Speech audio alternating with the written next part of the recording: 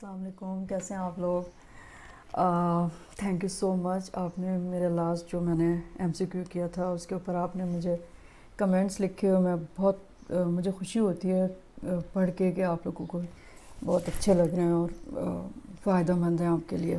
ठीक है, तो आज ना एक और एमसीक्यू है, एमसीक्यू नंबर 59, और रेफरेंस मैंने वहीं से लिया है, new England journal of medicine, काफ़ी रीसेंट है, जून 20, 2023। ठीक है, इसमें उन्होंने बताया 64-year-old mail is evaluated in the hospital for progressive somnolence 12 hours after being admitted for management of exacerbation of chronic obstructive pulmonary disease. He has 42-pack year history of cigarette smoking but quit 3 years ago when his COPD was diagnosed. His other medical conditions are obstructive sleep apnea requiring nocturnal continuous positive airway pressure, diet control, type 2 diabetes, hypertension and obesity.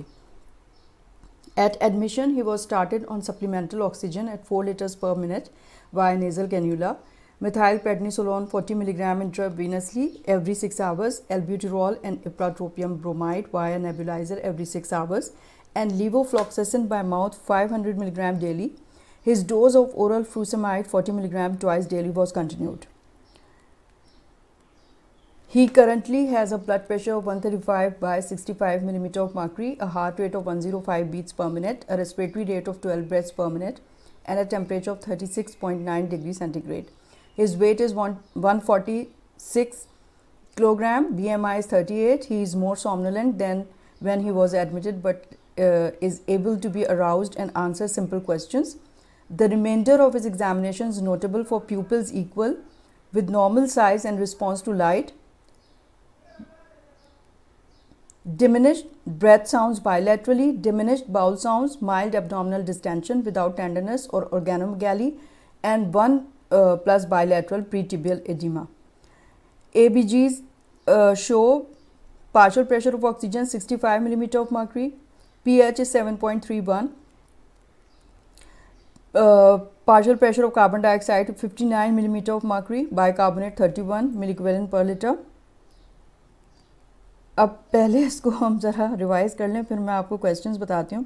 मतलब 64-year-old man है और progressive उसको somnolence हो रहा है 12 hours से जब वो एडमिट हुआ था एक्सेसरबेशन ऑफ COPD के साथ, और सिगरेट स्मोकिंग की सिग्निफिकेंट 42 पैक ईयर हिस्ट्री है उसकी, लेकिन 3 साल पहले उसने छोड़ दिया था जब उसकी COPD डायग्नोज हुई थी।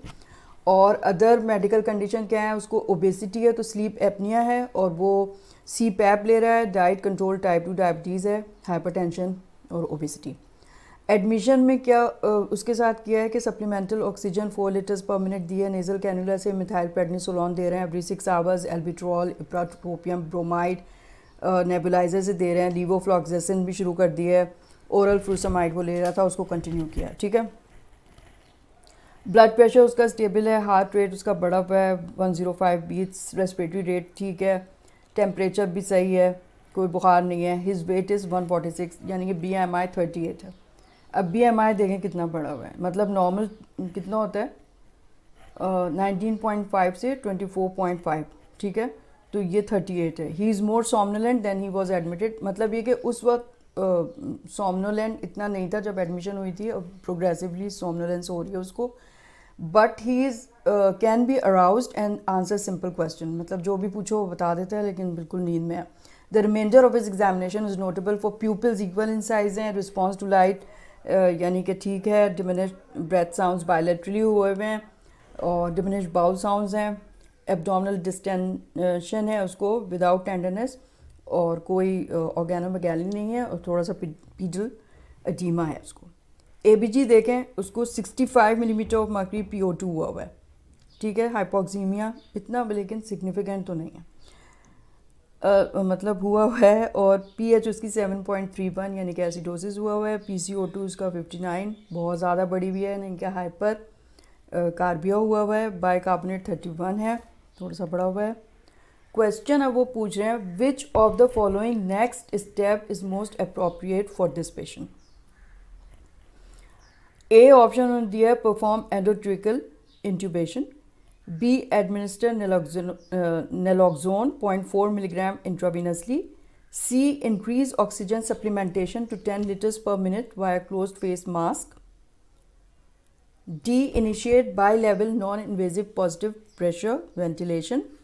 या E है initiate continuous positive airway pressure. क्या करेंगे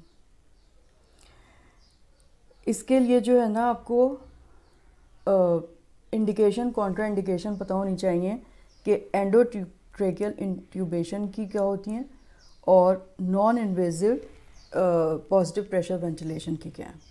ठीक है, तो इसका जो सही आंसर है ना वो है इनिशिएट, यानी कि डी ऑप्शन है. जैसे आप देखें डी ऑप्शन है, initiate by level non invasive positive pressure ventilation, यानी कि NPPV करेंगे. की लर्निंग पॉइंट वो बता रहे हैं, the most appropriate initial management for a patient who has COPD with acute on chronic hypercapnic respiratory failure and who can adequately protect his or her airway is bilevel non-invasive positive pressure. अब देखें इसकी जो है ना contraindication आप पहले समझ लें क्या होती हैं. कि एक तो है कि हीमोडायनेमिक इंस्टेबिलिटी हो, तो NIPPV आप कॉन्ट्राइंडिकेटेड है. ठीक है, दूसरे है कि सोमनेलेंस हो लेकिन ऑल्टर्ड मेंटल स्टेटस ना हो. ठीक है, अब ये जो है इसको जो भी क्वेश्चंस कर रहे हैं वो इसको सही जवाब दे रहा है, तो ऑल्टर्ड मेंटल स्टेटस इसका नहीं है. ठीक है, एक तो ये हो गया. दूसरे उसकी कॉन्ट्राइंडिकेशन होती है कि मतलब ये कि वैसे भी ये जो आप करते हैं by level non invasive positive pressure ventilation, ये आप कब करते हैं? यानी कि रेस्पिरेटरी फेलियर में करेंगे ना. यानी अगर PCO2 45 मिलीमीटर ऑफ मर्करी से बढ़ जाए तब. ठीक है, तो इसमें पीछे उन्होंने क्या बताया कितना है इसका PCO2? 59 है भाई, इसका तो कितना ज़्यादा है ना. लेकिन इसकी कॉन्ट्राइंडिकेशन नहीं बन रही है NIPPV में, यानी कि हीमोडायनेमिक इंस्टेबिलिटी नहीं है.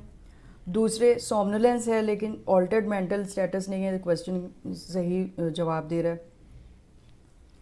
तीसरे जो है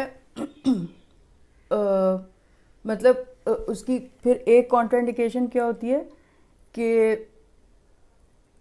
कोई क्रेनियोफेशियल एबनॉर्मेलिटी हो, यानी ट्रॉमा हुआ हो बहुत सीवियर, या बर्न्स हुए हुए हों जिसमें आप ना मतलब मास्क नहीं आप फिक्स कर सकें, तो ऐसे में भी आप नहीं करेंगे.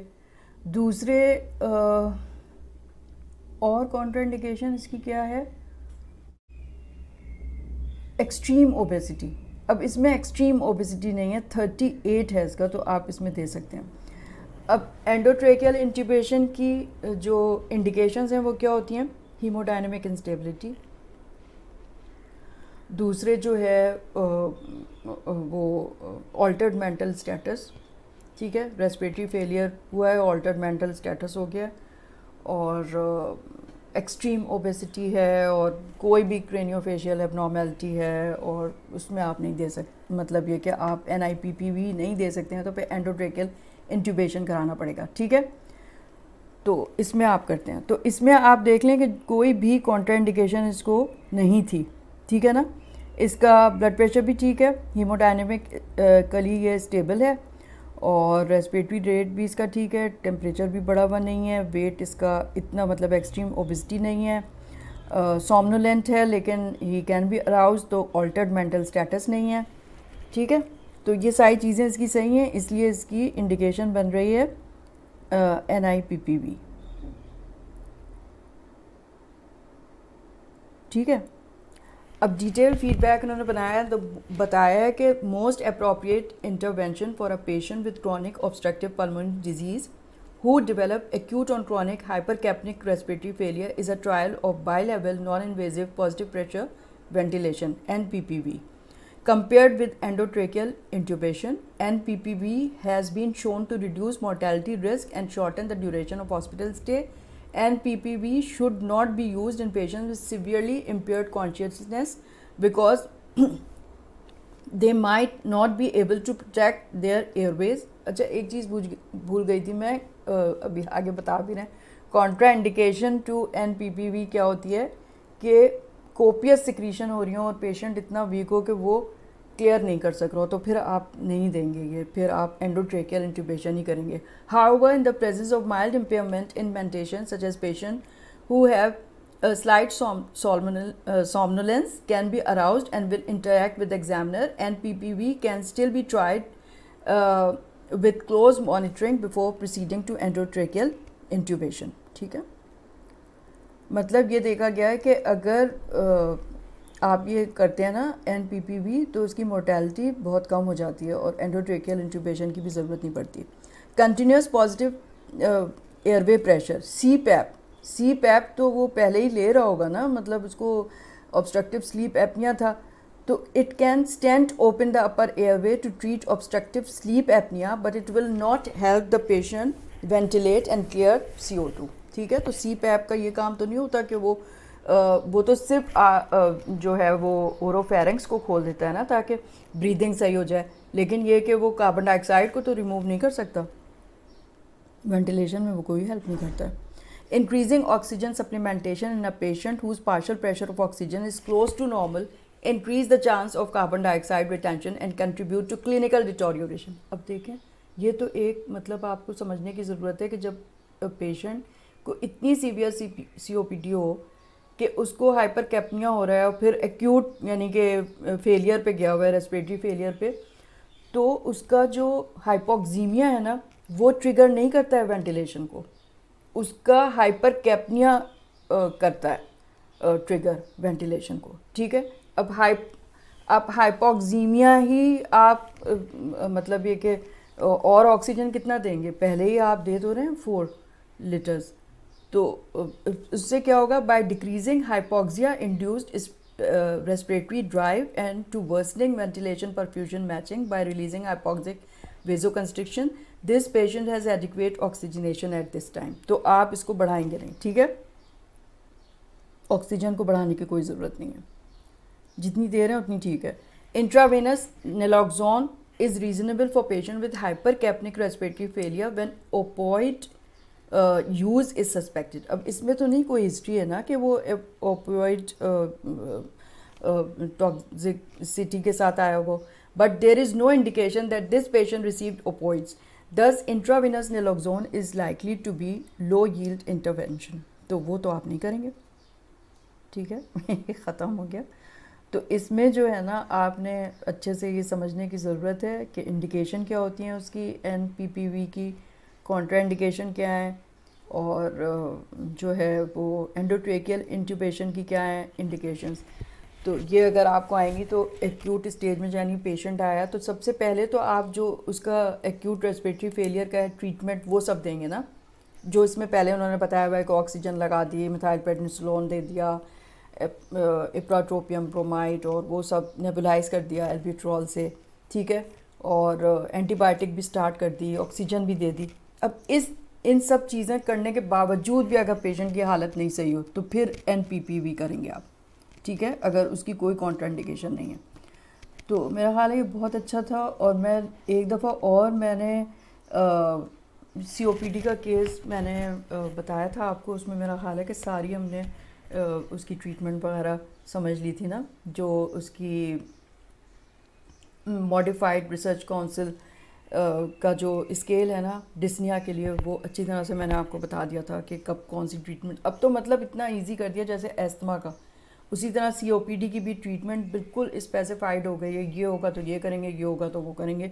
पेशेंट से क्या आपने हिस्ट्री लेनी है, सवाल क्या पूछने हैं, किस तरह से आप कैटेगराइज करेंगे कि वो ग्रुप A में है या ग्रुप B में है या ग्रुप C में है या ग्रुप D में है. ठीक है, तो वो ये अब बहुत ना ट्रीटमेंट इस तरह से गाइडलाइंस बनाती हैं कि बहुत आसान हो गया आपका डिसाइड करना. लेकिन उसके लिए ज़रूरी है कि आपको वो याद हो, जब भी तो आप पूछेंगे पेशेंट से, जब भी तो कैटेगराइज करेंगे उस पेशेंट को, तभी तो आपको पता चलेगा अभी क्या देना है, फिर क्या देना है, फिर क्या देना है. ठीक है, तो मेरा ख्याल है आज के लिए इतना काफ़ी है. ज़रूर मुझे आप लिखिएगा. अच्छा, एक और चीज़ में प्लीज़ आप लोग कमेंट में मुझे बताएं कि मैं ईद के बाद मतलब 1-2 महीने में मैं ज़रूर आपके साथ एक जूम मीटिंग कर लूँगी. उसमें लेक्चर का मुझे आप किस टॉपिक के ऊपर आप को है कि मैं आपको उस दिन कराऊँ, क्या कराऊँ मैं उस दिन, कौन से टॉपिक का जो है केस डिस्कशन किस तरह से करें, ठीक है। तो वो टॉपिक बता दीजिए ताकि मैं थोड़ा उसके बारे में ना फिर मैं प्रिपेयर कर लूँ स्लाइड्स ताकि आपको दिखाऊँ, ठीक है। Okay, thank you so much. खुदा हाफिज़, खुदा हाफिज़।